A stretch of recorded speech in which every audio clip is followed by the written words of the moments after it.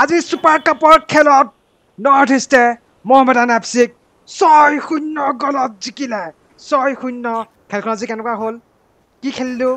কেনেকুৱা ধুৰন্ধৰ খেলৰ প্ৰদৰ্শন কৰিলো মোৰ লগত আছে আজি পেনেলত মিন্ময় আৰু দিগবলয় দিনুকাকে আৰম্ভ কৰো পুনৰ ভুজলিকাত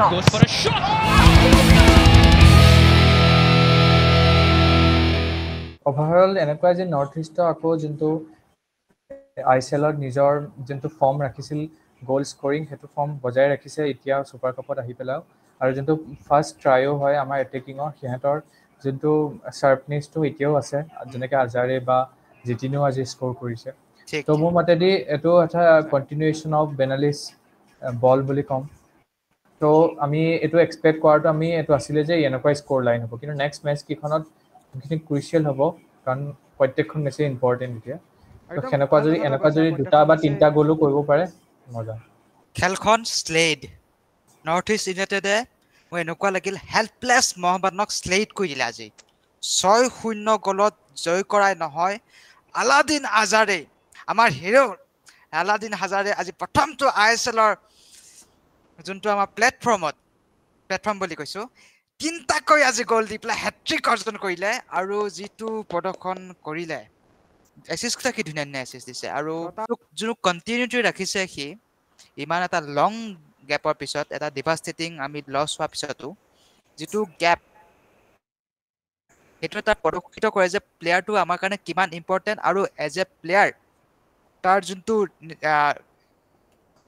মানে কনষ্টেণ্ট যোনটো পাৰফৰ্মেঞ্চ কেনেকৈ সি অটুট ৰাখিছে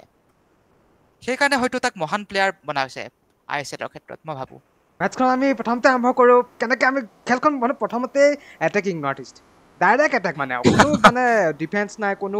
ধৰণৰ চিন্তা ডিফেন্স আছে মানে ডিফেন্স আছে ডিফেন্সিভ থটটো নাই যে ইমান ডিফেন্সিভ হ'ম প্ৰথমতে অফেন্সত গৈছে যিটো নৰ্থ ইষ্টে কৰেই প্ৰথম মিনিটতে এটেক কৰিবই 2 মিনিটতে আমি প্ৰথমটো গ'ল দিছোঁ ৰাইজ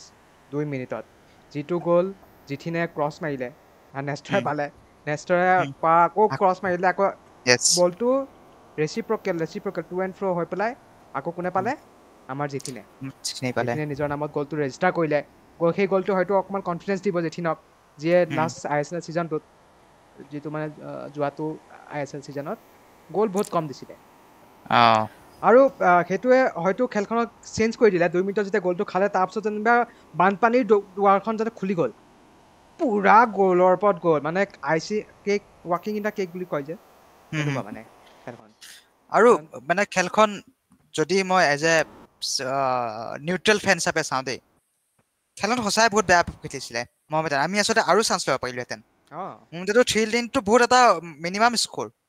3-0 হোৱাটোতো আজি আছিলেই as a north east team কিন্তু মই ভাবিছোঁ কি যিবোৰ চান্স মহম্মদানে আমাক এজ এ গিফ্ট হিচাপে দি আছিলে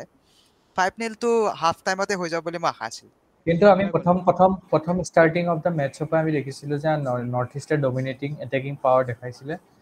আৰু এইটো এক্সপেক্টো কৰা হৈছিলে কাৰণ আই এছ এলৰ যিটো পাৰফৰ্মেঞ্চ দেখাই আহিছে আৰু মোহন বাগান এনেকুৱা হৈ গৈছে যে ইহঁতৰ ৰিচেণ্টলি অলপ মেনেজমেণ্টৰ মহম্মদানৰ যোনটো ৰিচেণ্টলি যোনটো মিছমেনেজমেণ্টটো হৈ আছে আৰু হেড কোচৰ অভাৱতো অলপমান হৈ আছে ত' সেইফালৰ পৰা আমি ষ্ট্ৰং আছিলোঁ অন দ্য পেপাৰো আৰু অন দ্য পিচতো আমাৰ নিজৰ পাৰফৰ্মেঞ্চ দেখা আমি নিজৰ দৃঢ়তাটো দেখুৱালোঁ 42 মিনিটত থাৰ্ড গ'লটো আহিলে যিটো থাৰ্ড গ'ল যিটো আমাৰ ডিফেণ্ডাৰৰ মহম্মদানৰ যিটো ভুল আছিলে যেতিয়া দেখা নাপালে যে কোনোবা এজন তেওঁ পিছে পিছে লাগি আছে যিটো কাৰণে আমি গ'ল এটা খালোঁ যোনটো নেক্সটৰ এটা সুন্দৰ ফিনিছ দিলে right side of the goal keeper তাৰ বিষয়ে তুমি কি কোৱা যে এই যোনটো গ'লটো নেষ্টৰে দিলে এইটো নেষ্টৰকো আত্মবিশ্বাস বঢ়াব নেকি নেষ্টৰ এইটো প্ৰভাৱ মানে তাৰ টেকনিকেলি মানে সি তেনেকুৱাই ভিনটেজ সি তেনেকুৱাই মানে বহুত মানুহটো শ্ল' হয় কিন্তু সেইটো মানে 2 ধাৰী তৰোৱালৰ নিচিনা মানে তাৰ এইটো শ্ল'নেছৰ কাৰণে ডিফেন্স কিছুমানে মানে মাৰ খাই যায় কেতিয়াবা শ্ল'নেছৰ কাৰণে আকৌ সি গ'ল কৰিব নোৱাৰে মানে ইমানে ৰখে বলটোক আঁতৰাই লৈ যায় আজি যিটো গ'ল দিলে আজি যিটো সি গ'ল দিছে সেইটো নিঃসন্দেহে তাৰ কনফিডেঞ্চটো বঢ়াব কিন্তু মই নাজানো যে ইমান মহম্মদানৰ নিচিনা সৰু টীম বা যাৰ ইমান ডিফেন্স ইমান ষ্ট্ৰং নহয় তাৰ বিপক্ষে যদি গ'ল দিব পাৰিছে কিন্তু মোৰ নালাগে যে এইটো মহান বেগানৰ লগত এনেকৈ ৰখি পেলাই গ'ল দিবলৈ আমি পাৰিম বা মানে বস্তুটো ইমান ইজি নহ'ব সেইটো ক'ব বিচাৰিছোঁ no' doubt Nestor is a very skill player সি এডাপ্ট কৰি ল'ব পাৰে বাট আকৌ আমি যেনেকৈ আলোচনা কৰি থাকোঁ কি মিডফিল্ডাৰ হিচাপে বহুত ভাল প্লেয়াৰ, কিন্তু এটাকিং হিচাপে ইমান এটা ঠিক প্লেয়াৰ 100% পটেঞ্চিয়েলটো আমি ইউজ কৰিব নোৱাৰোঁ তাৰ। আজি ভাল লাগিলে মোক খেল চাই ফাল্গুনী সিঙৰ মেটছৰ ৰিটাৰ্ণ হৈছে। ফাল্গুনে বলকেইটা উলিয়াই দিছে আৰু সি প্ৰুভ কৰিছে why we are still calling him as a Modrics of North East United FC। Restless, one box to another box, দৌৰ, কোনো ভাগৰ নালাগে তাক, একদম এটা মেচিনহে যেন। কেনেকুৱা তুমি পাৰফৰ্মেঞ্চ এনালাইচিছ কৰি কি কমেণ্ট? মই এতিয়া ক'ম যে ফাল্গুনীৰ যোনটো আমি মাজতে মিড অফ দ্য ছিজন যোনটো ISL ছিজন চলি আছিল, তাত আমি কম সময় গেম টাইম পাইছিলে, অলপ ইঞ্জুৰিও হৈছিলে চাগে, কাৰণে মানে বেনালীয়ে সেই যোনটো আমাৰ এটা টিম বনি গৈছিলে ডুৰাণ্ড কাপৰ পিছত, সেইটোত মানে অলপ ফাল্গুনীক অনাৰ কাৰণে মানে সেই জিক্স পাজলটোত মানে ফিট হোৱা নাছিল। মোৰ মতে এতিয়া সেই অলপ দিন খেলাৰ পিছত ফাল্গুনী এটা নতুন ফৰ্ম এটা ঘূৰাই পাইছে, আৰু সেই ফৰ্মটো দেখাবৰ কাৰণে ছুপাৰ কাপটো এটা বেষ্ট প্লেটফৰ্ম। আৰু মোৰ মতে এইটো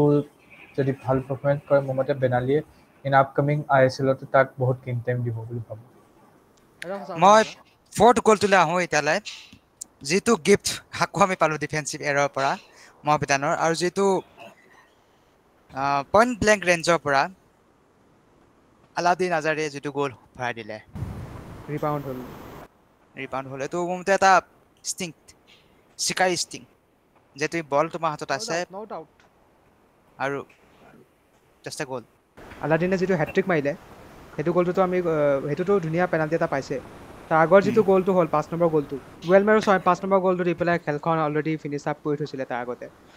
আৰু খেলখন তেনেকেই গ'ল। মানে এটেক ডিফেন্স অকণমান কৰিলে,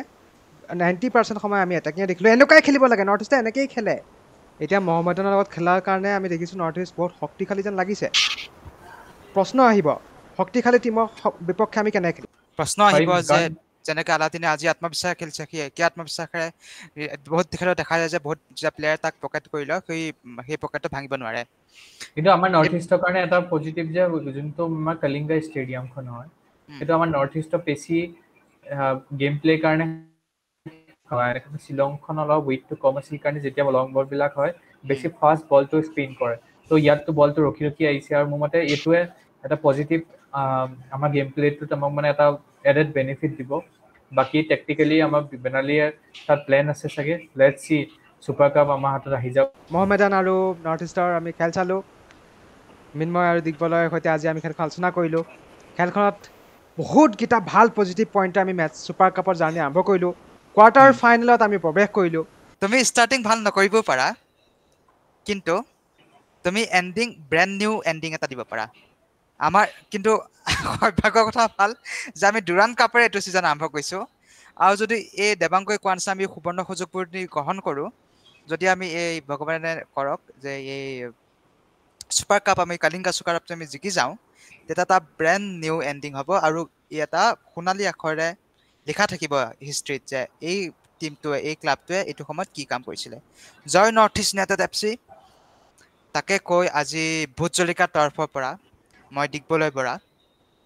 দেৱাংগ আৰু মিন্ময় বিদায় মাগিছোঁ। চাই থাকক আপোনালোকে।